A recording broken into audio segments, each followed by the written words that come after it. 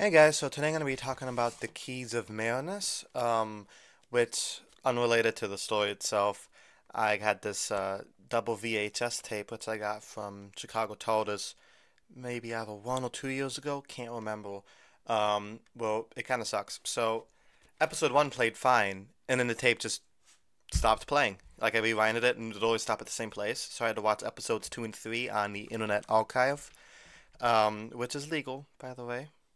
And then I was able to watch 4, 5, and 6 on the second tape just fine. So I guess just episodes 2 and 3 did not want to play for me. So I rate this box set 4 out of 6.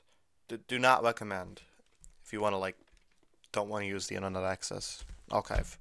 Anyway, on to the story itself. So, I think it's a pretty good episode. Though, well, good story of season 1.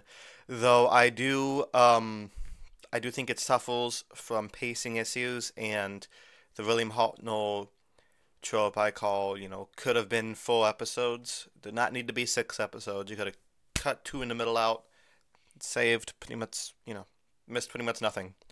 Something notable is that this is one of two stories written by Terry Nation that does not feature the Daleks.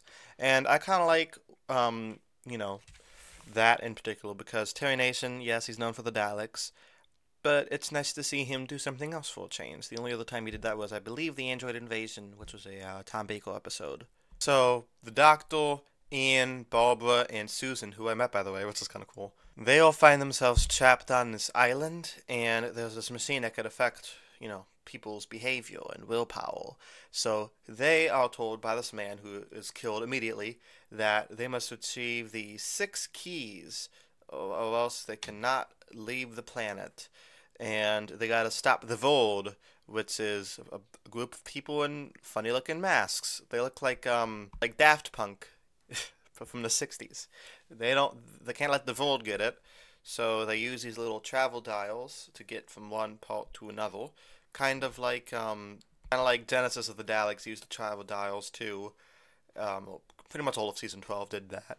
So they get to like one different place to another, and it kind of has this like episodic format where like you land in a place, try to find a key, then escape.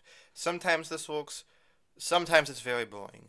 Probably my favorite one, where Barbara gets a lot of stuff to do, is where they all kind of get possessed in this dreamlike cultist way, and Barbara's the only one it doesn't affect, so he has to stop the bad guys and get the Doctor, Ian, and Susan out of it.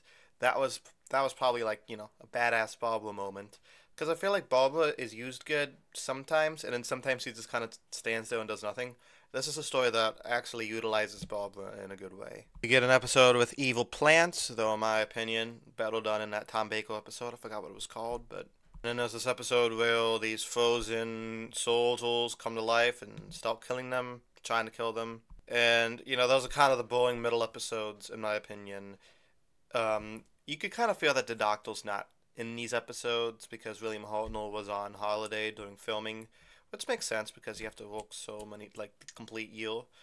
12-hour days, 6 days a week, whatever. I don't know. I wasn't there back then, but it sounds stressful. Um, so yeah, obviously, maybe he wants to take a couple weeks off. I get that.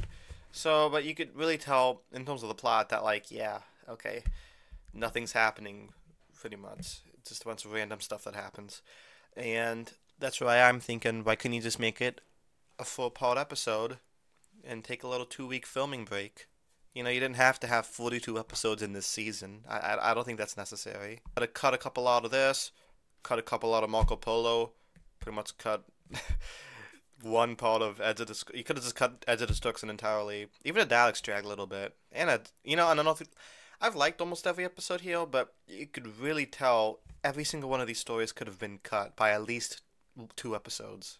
Yeah, this whole like every episode having a different plot line, in my opinion, shows like a bunch of ideas, but not the best way of utilizing them.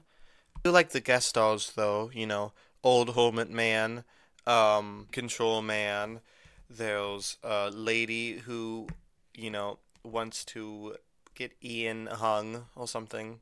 There's Misguided Politician Man. I would say one of the strengths of this story is the guest stars, and the fact that there's like a lot of them kind of keeps you you know, entertained. It was cool seeing the Doctor be a loyal for Ian. You know, this Doctor does come off very like lawful neutral. Well, I mean now he's lawful good. He started out as kind of lawful evil, worked his way up to lawful good. Um, and I don't know, William Hartnell gave a really good performance there. So did William Russell as Ian. I would say though this has a Susan effect, where the character of Susan, not Carol Ann Ford's fault, is given very little to do besides scream, get capsuled, scream, trip over things. You know, very like damsel in distress. Then you have Barbara out there to counteract that by being like, you know, this cool badass chick. So it's like the show's progressive yet not progressive at the same time for its era, in my opinion. But yeah, that's what I thought of the Keys of Marinus. Kind of a long review, but you know, this is 2.5 hours long, so you know. Let me know what you guys thought of it down in the comments below, and I will be talking to you guys next week, where I'll be talking about the Aztecs. So subscribe below if you're into that. Until next time, peace.